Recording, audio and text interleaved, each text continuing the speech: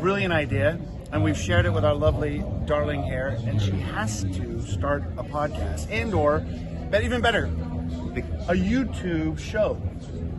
We got to follow her around the world. I mean, right? Yeah, why not? I think it's brilliant, actually. Yeah, journalists follow people around, but nobody follows journalists. Nobody around. follows a So journalist. it's a completely new concept. This woman around the world, it's a smash out hit. Believe me, you want to follow her Thank around. you guys, I can put you in my suitcase any day of the week. Thank you.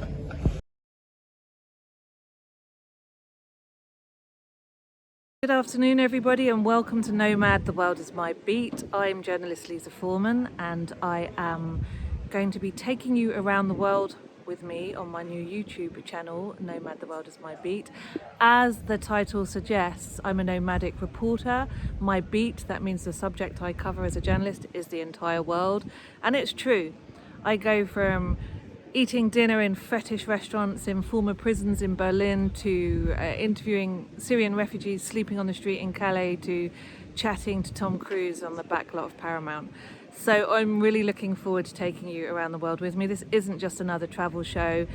As a journalist, I prize certain values and practice certain practices, which includes interviewing people. I like accuracy, I like discoveries, I like digging, I like telling untold stories. So I hope you enjoy the ride. The view from the journalist terrace in Cannes. People are working quietly, there's not a lot going on.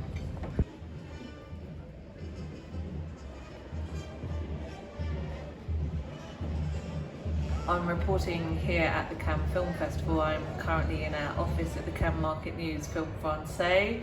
I'm a bit tired and a bit fed up because there's nothing left in our office except for champagne. Welcome to Nomad, the world is my beat. We're here in Cannes completing the first edition, which I'm calling the Inside Scoop, and the Inside Scoop is dedicated to the most marginalised group of people at the film festival, which happens to be black female creatives, who I've got to know here through a series of initiatives run by Diversity Cannes, who I happen to find a fabulous group of people, and one of whom I've stayed in touch with is standing in front of me, Nikki. How do you feel about the situation in general? There's a poster for the festival this year of a white heterosexual couple, which seems to me to represent no diversity whatsoever. How do you feel about the status quo in Cannes? To be honest, I understand it exists, but I blend it out.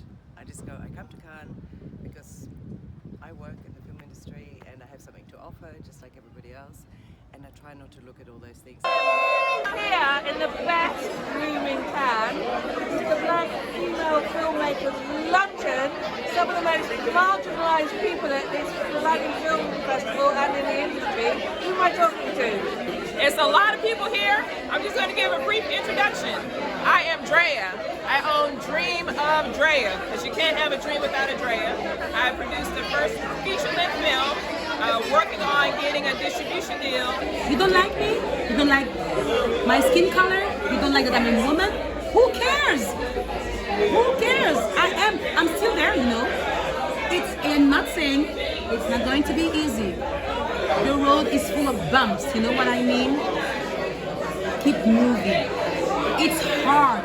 It's really hard, but just know who you are, know where you're coming from, know where you're going to, live your life. At that point, I'm out of money. I got no tricks up my sleeve and shit like that. I have no Scrooge McDuck vault of giant coins that can decorate me. I have just jogged out 5 kilometers to the outer reaches of Cannes towards Antibes, because what I do to stay sane during this event is I take up the One Punch Man challenge, and I run 10 kilometers a day and do 100 press-ups, 100 sit-ups and 100 squats. Now the main benefit of this isn't actually physical, it's psychological. It's that it takes me to the outer reaches of the Cannes beachfront, where there are none of these celebrity or wannabe celebrities hanging out. I'm a journalist that's covered this festival for 25 years from every angle, but what I'm looking for is niche. I'm looking for those gems of people that you just can't find unless you really look for them. And I happen to have such a person sitting in front of me here we're actually at an event, who's a human rights lawyer who fights for women and children, I believe, in the Middle East, who isn't the typical person that you'd expect to find in Cannes, which is what I love. Tell us about who you are and what you're doing here. Thank you so much for having me. It's been an incredible experience to be here. I just kind of found myself in here because I had a passion to tell the stories, to tell the stories of the girls, the women who I call my heroes. These are girls who they went through a lot. They were taken, they went through ISIS captivity, they went through sexual violence, abuse, oppression around the world. And so as a lawyer, I found myself using my voice to advocate for them and not give them a voice, but just provide the platform so that they can speak. So I take their stories around the world to Congress, to parliaments, and I've seen how storytelling can actually make an impact. Our organization is called Roads to Success. It's a non-profit organization in the US, but we go all around the world. So from Egypt to Iraq, Iraq to Syria, Syria to the rest of so many parts of the war-torn areas in the world. What I think is so brilliant about meeting you here is that there's a big focus in Cannes on the sort of glamour, it's like the celebs that take the spotlight.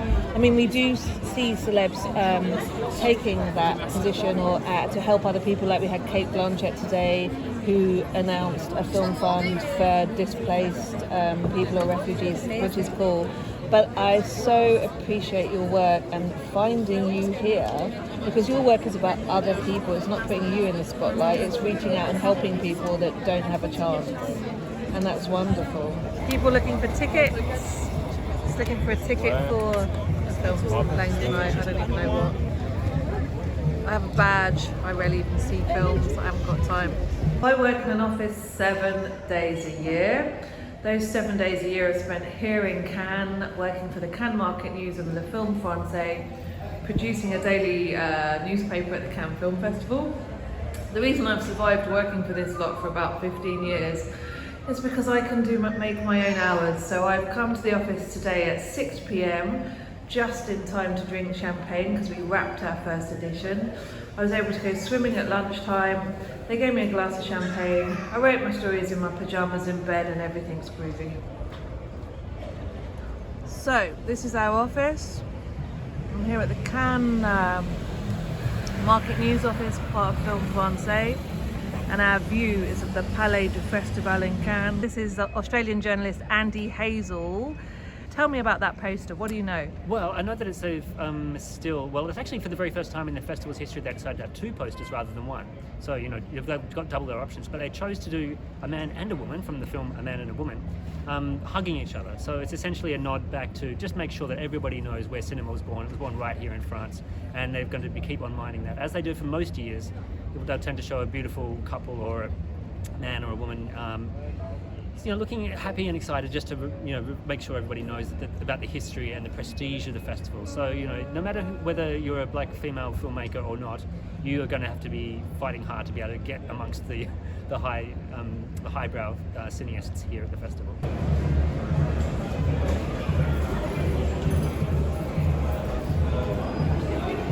Weekend of Cannes, the film festival, and I'm just wondering why it's so remarkably quiet. This is remarkably quiet at Cannes during the film festival, and gosh, maybe people have gone home already. I'm here at the tail end of the Cannes Film Festival. I'm finally making it into the American Pavilion. I've already been here 2 weeks doing other stuff, but I'm just remembering it's the Americans that gave me my chance to get into this business, and covering the film industry, which I've done for 25 years, is my specialty. And seeing the flag reminds me of how it all began, which is when I saw a flag painted on a wall in Berlin, where I lived when I was in my early 20s and trying to make a decision about getting into journalism. I'd been offered an opportunity to work for Variety, the American film trade. That seeing that flag painted on a wall made me take that decision, and 25 years later I'm glad I did. There's been a lot of talk this week here at the Cannes Film Festival about tariffs, and I think Donald Trump is kicking back by encouraging more films to shoot back in the US, which is counter trend, because the trend is that all around the world different countries offer incentives for you to go shoot there instead, but now America wants that business back. And here you can see a Visit California advert. That's Donald.